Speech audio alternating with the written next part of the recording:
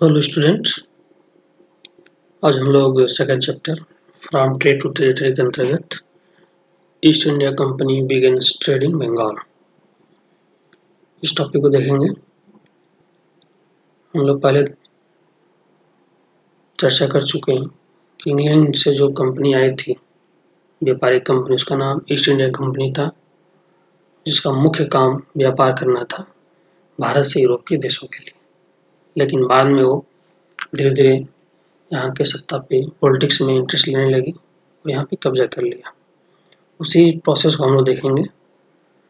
पहली English factory 1651 में हुल नदी किनारे इस्टेब्लिश हुई थी।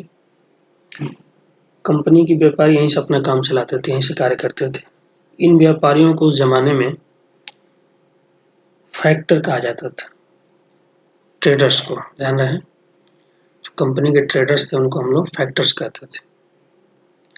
इस फैक्ट्री में वेयर हाउस था जहाँ निर्यात होने वाली चीज़ों को जमा किया जाता था। कलेक्शन सेंटर बोल सकते हैं हम लोग। यहीं पर उनके दफ्तर थे जिनमें कंपनी के अफसर बैठते थे। जैसे जैसे व्यापार फैला, कंपनी ने सौदागरों, व्यापारी इसको बोलते हैं हम लोग, और व्यापारियों को, जो बायर्स थे, फैक्ट्री के आसपास आकर बसने के लिए प्रेरित किया।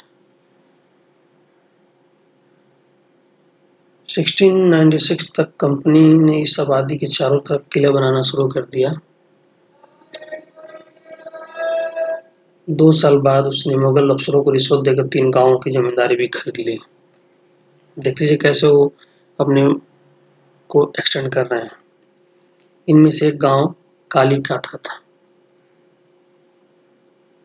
जो बाद में कलकत्ता बना और आज हम उसको कोलकाता के नाम पे जानते हैं। कंपनी ने मुगल सम्राट औरंगजेब को इस बात के लिए तैयार कर लिया था कि वह कंपनी को बिना शुल्क चुकाए व्यापार करने का फरमान जारी कर दे। फरमान मीन्स यहाँ पे royal addict, royal order. Aurangzeb ने इनको अनुमति दे दी थी कि आप बिना टैक्स दिए भी व्यापार कर सकते हैं। कंपनी ज़्यादा से ज़्यादा कंसेशन उसको हासिल करने में सफल रही और पहले से मौजूद अधिकारों को ज़्यादा से ज़्यादा फायदा उठाने लगी थी। उदाहरण के लिए औरंगजेब के फरमान से केवल कंपनी को ही शुल्क मुक्त व्यापार का अधिकार मिला था, परंतु कंपनी जो अफसर थे वो निजी तौर पर व्यापार करते थे और वो भी इस छूट का लाभ उठाने लगे। लेकिन उन्होंने भी शुल्क चुकाने से इनकार कर दिया। व्यापारियों को तो ईस्ट इंडिया कंपनी जो व्यापार करने के लिए छूट मिली हुई थी केवल कंपनी के लिए थी, न कि ऑफिसर्स के लिए थी, जो व्यापार करें और शुल्क न दें, ट्रेड टैक्स न दें। तो इससे जो क्लैश कैसे हुआ आगे देखें हम लोग। इससे बंगाल में राजस्व वसूली बहुत कम हो गई। ऐसे में भला बंगाल के नवाब मुर्शिद कुली खान विरोध क्यों न करते? स्वाभाविक था कि विरोध करेंगे।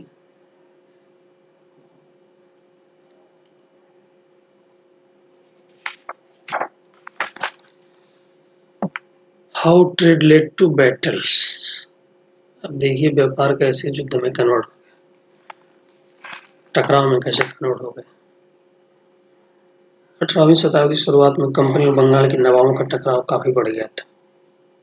बंगाल के शासकों को बंगाल का नवाब बोला जाता था उस समय। औरंगजेब की मृत्यु के बाद बंगाल के नवाब अपनी ताकत दिखाए, वो अपने को स्वतंत्र कर लिया था। पहले देखिए क्षेत्रीय ताकतें अपने को स्वतंत्र करने लगी थी, इंडिपेंडेंट करने लगी थी। उस समय दूसरी क्षेत्रीय ताकतें भी यही कर रही थी। मुर्शिद कुली खान के बाद अलवर्दी खान और उसके बाद सिराजुद्दौला बंगाल का नवाब बने। ये सभी शक्तिशाली शासक थे। इन्होंने कंपनी को रियायतें देने से मना कर दिया। कंपनी जो भी कंसेशन मिल रहे थे उसको विड्रा कर लिया। व्यापार का अधिकार देने के बदले कंपनी से नजराने मांगे, गिफ्ट, ट्रिब्यूट्स, टैक्सेस, और उसे सिक्के ढालने का अधिकार नहीं दिया और उनकी किलेबंदी को बढ़ाने से रोक दिया। जो फोर्टिफिकेशन कर रहे थे उसको उन्होंने रोक दिया। कंपनी पर धोखाधड़ी का आरोप लगाते हुए उन्होंने दलील दी कि उसकी वजह से बंगाल सरकार की राजस्व वसूली कम होती जा रही है और नवाबों की ताकत कमज़ोर पड़ रही है। कंपनी टैक्स चुकाने को तैयार नहीं थी और उसके अफसरों ने अपमानजनक चिट्ठियाँ लिखी और नवाबों उनके अधिकारियों को अपमानित करने का प्रयास किया। कंपनी का कहना था कि स्थानीय अधिकारियों की बेतुकी इलीगल मांगों से कंपनी का व्यापार तबाह हो रहा है। व्यापार तभी फल फूल सकता है जब सरकार शुल्क हटा ले। कंपनी को इस बात का भी यकीन था कि अपना व्यापार फैलाने के लिए उसे अपनी आबादी बढ़ानी होगी, गांव खरीदने होंगे और किलों का पुनर्निर्माण करना होगा। ये टकराव दिनों दिन बढ़ते गए और अंत में प्लासी के युद्ध के रूप में सामने आया। तो ये था इसका ब्रीफ डिस्क्रिप्शन। इसको और पढ़ें आप लोग और इसको समझने का प्रयास करें। इवेंट्स बिल्कुल 1 by 1 है जो इजीली आपको समझ में आ जाए। तो अब ईस्ट इंडिया कंपनी व्यापार के साथ साथ अब रियायतें भी हासिल कर रही है और रियायतें कैसे हासिल हो, जब तक सत्ता पे काबिज ना हो, तब ये सत्ता पे काबिज होने की प्रक्रिया में आगे बढ़ रही है। Thank you.